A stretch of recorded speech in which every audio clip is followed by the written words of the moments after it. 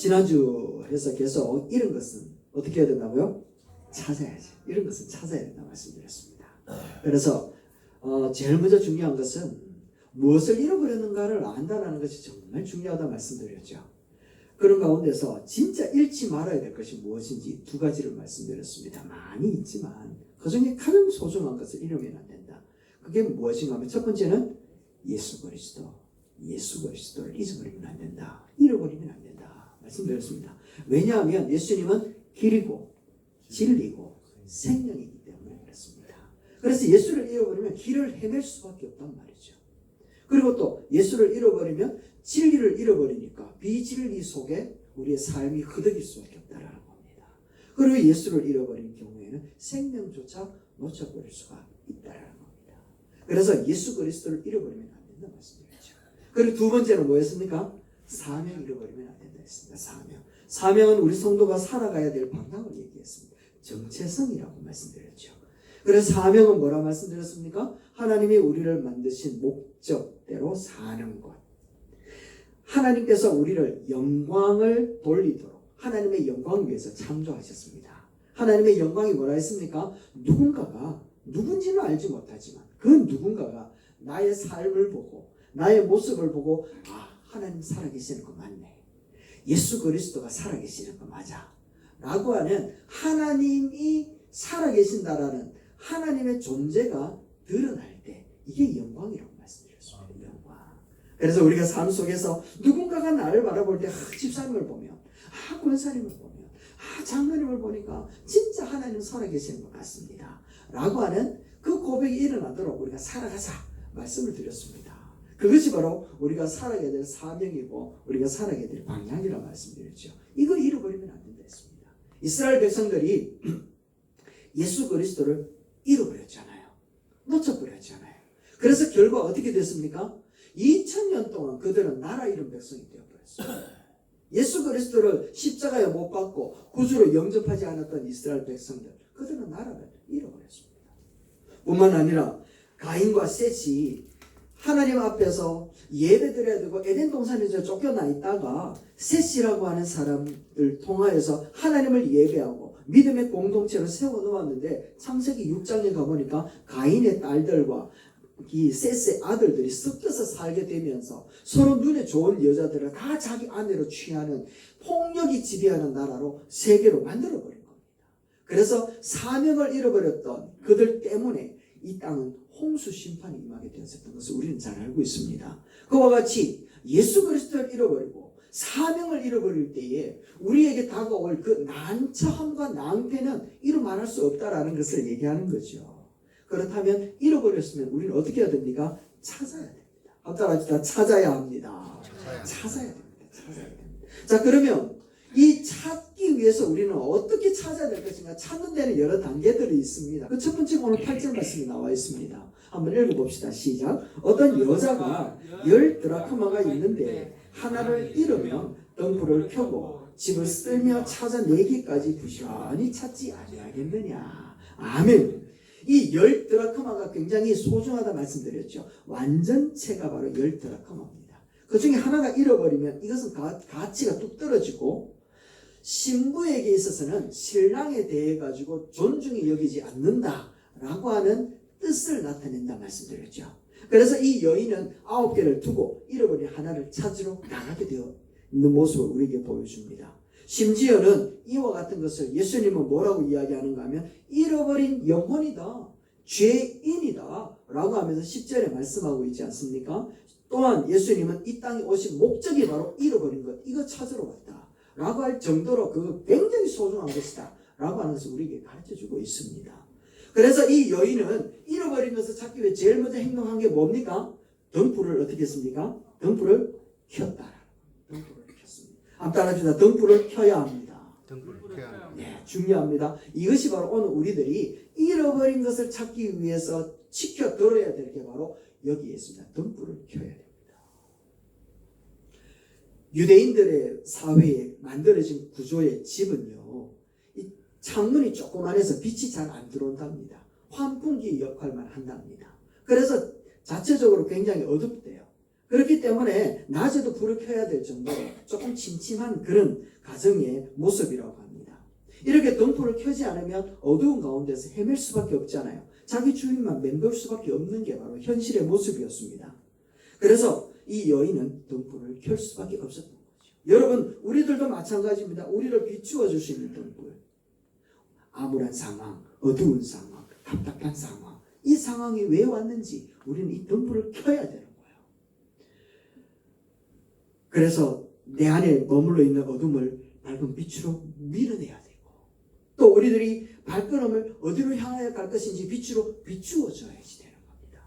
그래서 우리 주위에 밝은 빛으로서 쫙 드러낼 때 우리는 갈 바를 찾을 수 있고 행할 바를 반드시 구하게 될 줄로 믿습니다. 아멘. 그렇다면 이 등불이 뭐냐? 첫 번째, 사무엘 하서입니다. 읽어봅시다. 시작.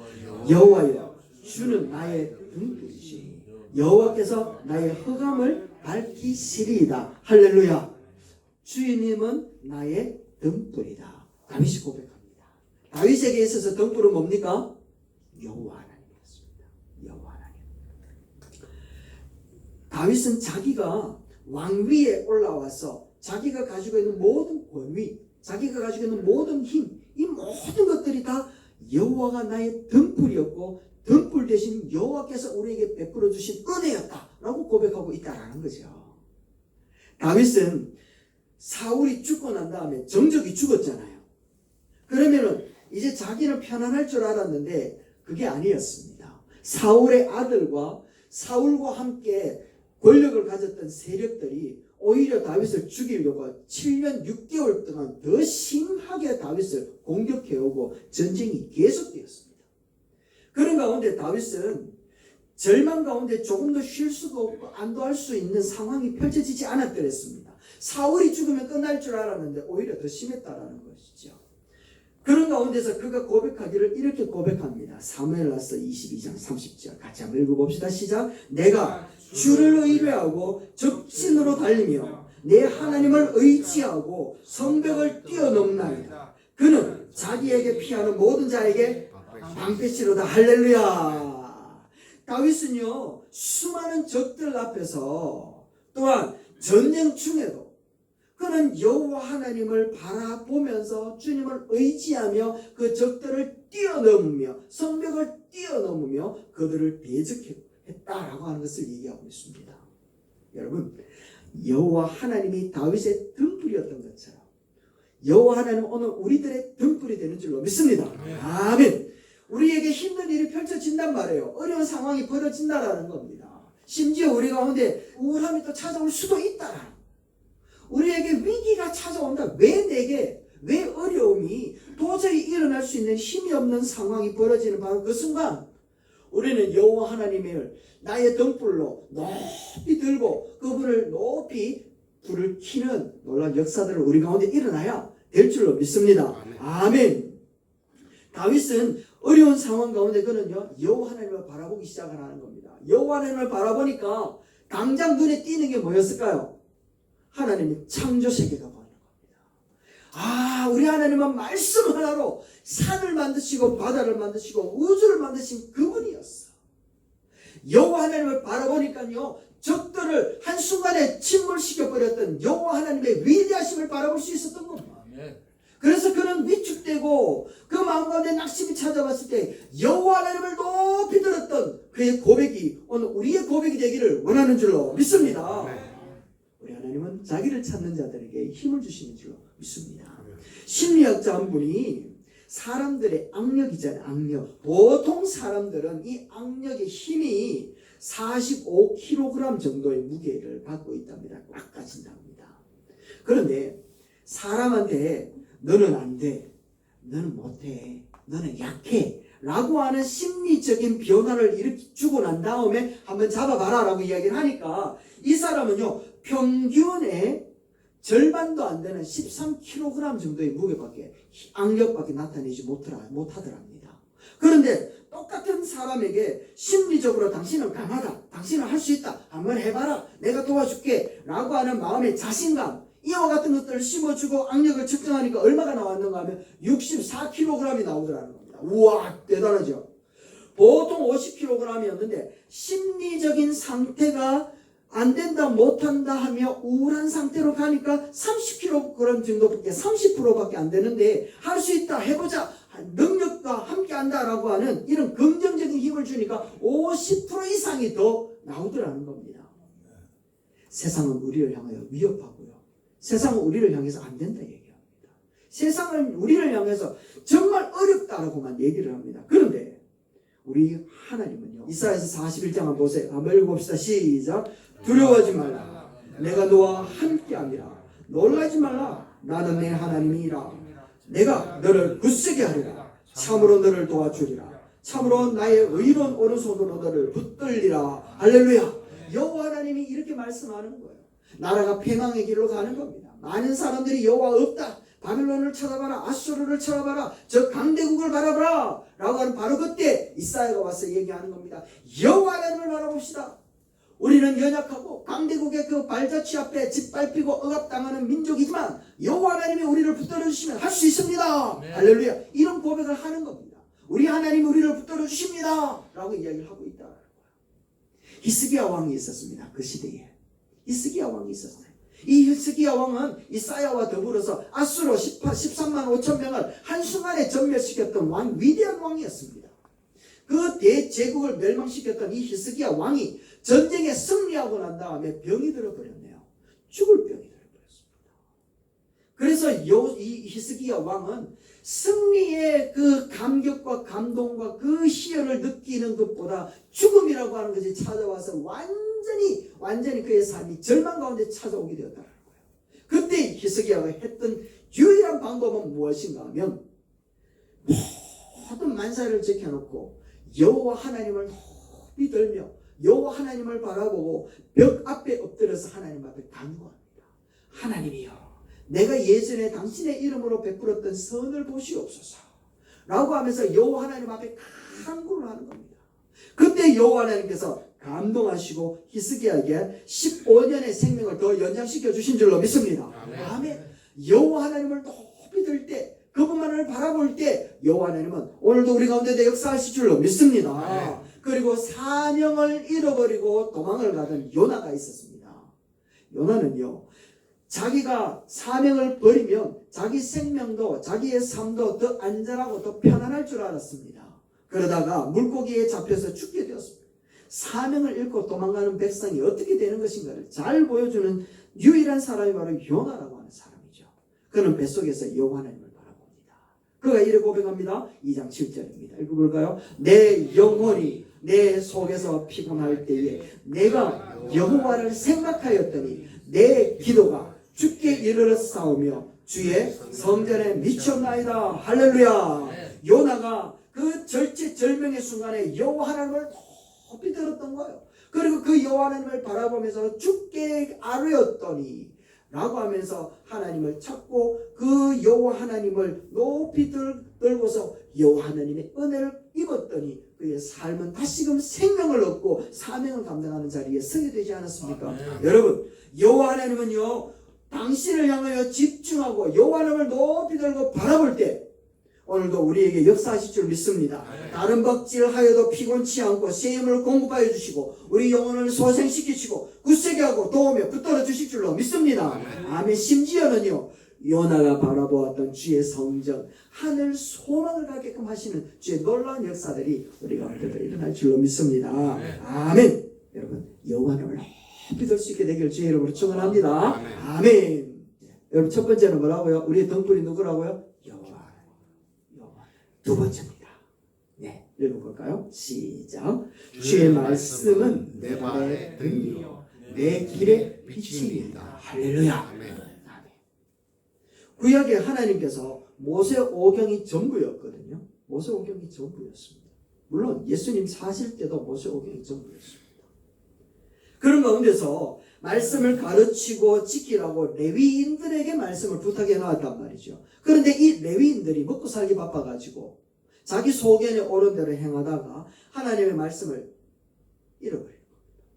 그들이 살아가야 될 지표를 놓쳐버렸단 말이죠. 그러니까 엉망진창으로 살아가는 겁니다. 나라가. 그런 상황 가운데서 하나님은 한 번씩 사사들을 보내기도 하고 선지자들을 보내어가지고 하나님의 말씀을 선포하는 겁니다. 그러니까 시대 가운데서 하나님의 말씀이라고 하는 것은 찾아볼 수가 없고 듣고 싶어도 들을 수가 없었던 그 시대였습니다. 다윗은요, 희한해요. 주의 말씀을 기억하고 있습니다. 여러분 희한하지 않습니까? 오늘날에는 텔레비전만 틀어도 막 어마어마한 말씀이 선포되어진단 말이죠. 그런데 그 당시에는 듣고 싶어도 들을 수가 없었다. 읽고 싶어도 읽을 수가 없었다. 한 번씩 뜬금없이 선지자들이 와서 말씀을 선포하면 그게 백성들에게 들려지는가? 그렇지 않았다라는 겁니다. 그런데 참 희한한 건 그렇게 가물에 콩나듯이 하는 그 하나님의 말씀을 다윗은 붙들고 있었다. 다윗은 그 하나님의 말씀, 그 시대 사람들은 주님이 원하시는 방향이 아니라 엉뚱한 방향으로 막 달려가고 있는 그런 시대 가운데서 다윗은 주의 말씀을 가슴에 심고 있었다는 거죠. 암울한 상황 가운데서 자기 마음대로 살아가고 있는 때에 다윗은 그 말씀을 통하여서 누구를 만났는가 하면 여호와 하나님을 만나게 되는 겁니다. 할렐루야. 하나님의 말씀을 통하여 여호와 하나님을 만나는데 그 당시에는 여호와 하나님을 경험해 볼래야 경험해 볼 수 있는 방법이 없었다는 겁니다. 그래서 사무엘서 첫 장에 보면 사무엘이 성전에서 하나님의 말씀이 임하였을 때 사무엘이 이게 무슨 소리인지 구분이 안 됐잖아요. 그것처럼 그 시대에도 하나님을 경험해 보지 못했던 그 시대에 말씀도 듣지 못했던 그 시대에 풍문으로 들었던 그 말씀을 다윗이 붙들고 있었다라는 것. 이거는 기적이었다라는 겁니다. 그런데 그 말씀을 붙들고 있었던 그 다윗에게 말씀으로 역사하시는 하나님의 은혜가 얼마나 강력하게 임하는지 오늘 우리에게도 말씀하시기를 주의 말씀이 너의 발등에 불이다, 등이다, 너의 길에 빛이다 라고 말씀하고 있는 줄로 믿습니다. 아멘. 출애굽한 이스라엘 백성들에게 하나님께서 말씀을 주셨어요. 그런데 이 백성들은 주의 말씀을 받아들고 불순종하게 되어지죠. 그러다가 이 애굽에서 40년 동안 광야 생활합니다. 40년이 지나고 난 다음 1세대가 말씀에 불순종한 가운데서 죽음을 맞이하게 됩니다. 그리고 2세대만 남게 되었는데 이 2세대들을 두르고 여호수아와 갈렙, 모세는요 가나안을 정복하기 위해서 그 가나안 동편으로 이동을 해요. 이동을 해야 되는 상황 가운데서 이스라엘 백성들이 바로 직선 거리로 가지 않고 삥 둘러서 가게 되어졌다라는 겁니다. 그러니까 백성들은요 모세를 향하여 원망합니다. 모세, 이게 뭐고 그동안 고생했으면 됐지 왜 직선으로 안 가고 삥 둘러서 가노? 똑바른 길 놔두고 왜 이래 힘을 허비하노? 이래가 되겠나? 라고 하면서 모세와 여호와 하나님을 원망합니다. 그 말을 들었던 하나님이 역사를 하는데 불뱀을 보내버린 거예요. 불뱀을 확 보내가지고요. 얼마나 많은 사람들이 불뱀에 확 물렸는지요. 그 불뱀에 물린 이스라엘 백성들이요. 하나님 앞에 막 고통스럽게 회개를 하는 겁니다. 하나님 우리가 원망하였습니다. 우리가 모세에게 잘못했습니다. 막 회개를 하는 겁니다. 회개하면 다 끝나는 줄 알았죠. 그게 아닙니다. 회개했을 때 하나님이 뭐라 얘기하는가 하면 이렇게 얘기합니다. 8절 읽어봅시다. 시작. 여호와께서 모세에게 이르시되 불뱀을 만들어 장대 위에 매달아라. 물린 자마다 그것을 보면 살리라. 할렐루야. 물린 자마다 살리라 라고 하면서 여호와 하나님의 말씀을 선포했단 말이죠. 모세는 그 말씀을 들고서 그 노뱀을 만들어가지고 장대 위에 높이 들었습니다. 주의 말씀을 높이 들었단 말이죠. 주의 말씀대로 높이 들었습니다. 주의 말씀에 높이 들었을 때 이스라엘 백성들은 물린 사람들이 어마어마하게 많이 있잖아요. 안 물린 사람도 있을 것이지만 다 같이 이 물린 사람들은 그 노뱀을 바라본 사람도 있고 또 안 바라본 사람도 있을 거라는 겁니다. 그런데 바라본 사람들은 어떻게 됐습니까? 9절 시작. 모세가 노뱀을 만들어 장대 위에 다니 뱀에게 물린 자가 노뱀을 쳐다본 적 모두 살더라. 할렐루야. 이와 같이 하나님 앞에 잘못했습니다.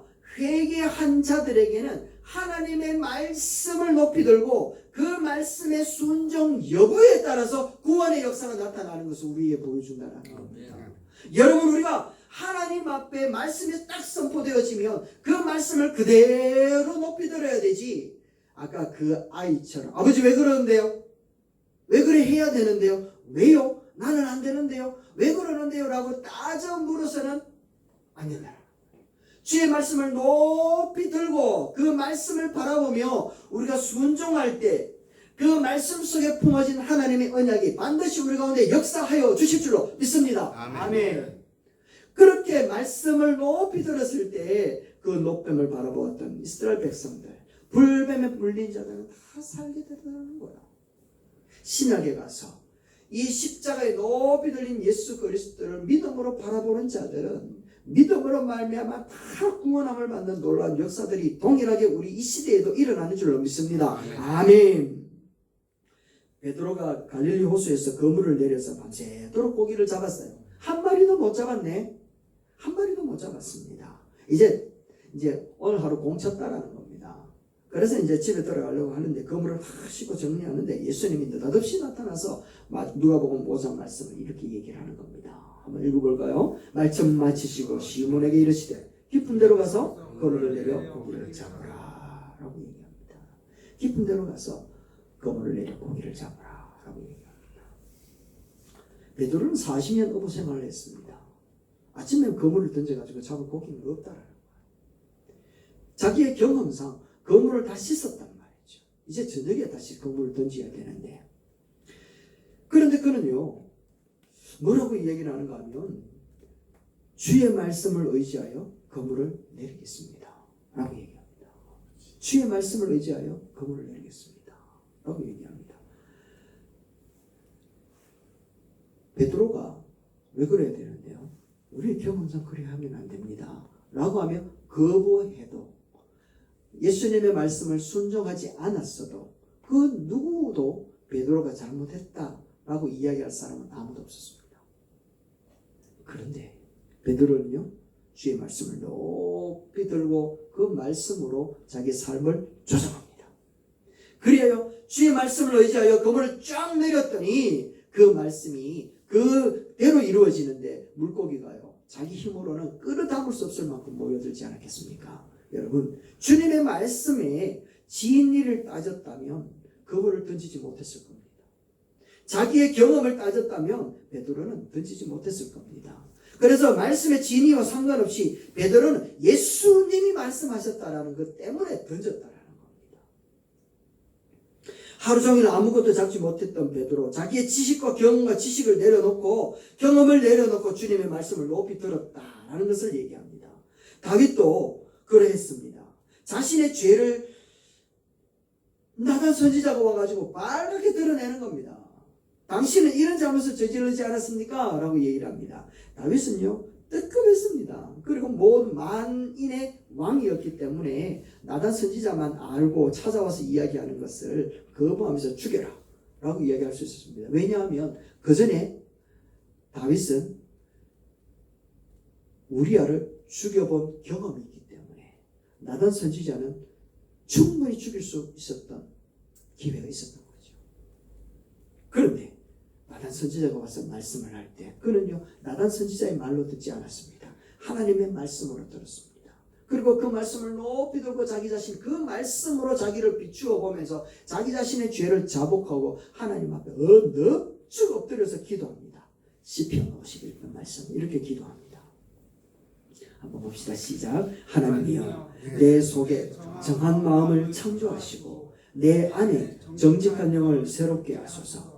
나를 주 앞에서 쫓아내지 마시며 주의 성령을 내게서 거두지 마소서. 주의 구원의 즐거움을 내게 회복시켜 주시고 자원하는 심령을 주사 나를 붙드소서. 할렐루야. 다윗이 이렇게 고백했던 겁니다.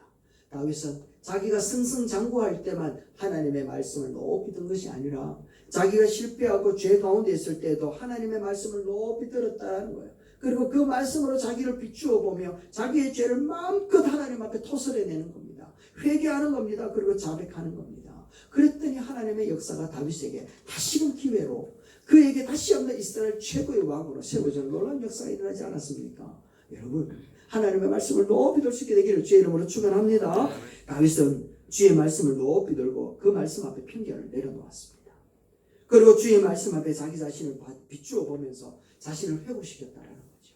그래서 그가 왕위에 앉아서 시편 119편 아까 말씀처럼 주님의 말씀이 내 발의 등입니다. 주님의 말씀이 내 발의 빛입니다. 라고 고백할 수 있었다는 겁니다. 여러분, 우리는 여호와 하나님 앞에서 삶의 모든 영역들 속에서 잃어버리면 되지 않는 예수 그리스도와 사명을 부여잡고 살아가는 자들인 줄로 믿습니다. 결론입니다. 그러나 순간순간 우리는 이거를 놓쳐버리고 살아갈 때가 너무 많이 있단 말이죠. 그 순간에 우리는 이 여인처럼 등불을 켜고 높이 들어야 될 줄 믿습니다. 우리 인생의 등불은 여호와 하나님이 우리의 등불이 되신 줄로 믿습니다. 그래서 위기가 찾아올 때 여호와 하나님을 바라봐야 됩니다. 그분의 능력을 볼 줄 알아야 됩니다. 그분의 위대함을 볼 줄 알아야 되고, 그분의 사랑을 볼 줄 알아야 되고, 그분의 그 뛰어남을 볼 줄 알아야 되는 줄로 믿습니다. 아멘. 여호와 하나님 우리의 등불입니다. 여러분, 우리가 위축되어서 나약해져가지고 힘들어질 때 여호와 하나님이 나와 함께 계신다. 그 하나님의 위대하심이 오늘 우리를 살려내실 줄로 믿습니다. 아멘. 두 번째는요, 우리가 길을 잃어 헤맬 때에 주의 말씀을 높이 들어야 됩니다. 주의 말씀의 등불을 쫙 켜서 우리가 어디를 향하여 가야 될지, 무엇을 해야 될지, 죄 가운데 빠졌을 때 그 말씀을 나에게 비추어서 죄를 토설해내고 회개함으로 다시 한 번 더 주의 말씀에 비추어 나의 길을 걸어가는 주의 자녀들이 되어야 될 줄로 믿습니다. 아멘. 여러분, 드라크마를 찾아서 기뻐하는 이 여인들처럼 우리가 기쁨이 소멸되지 않았으면 좋겠습니다. 주님 안에 있는 이 기쁨과 즐거움이 다시 한번 회복되어지고 정말 여호와 하나님이 나의 덕불이 되고 주의 말씀이 나의 덕불이 되어서 이 시대를 살아가는 주의 자녀들이 되기를 주의 이름으로 축원합니다. 아멘.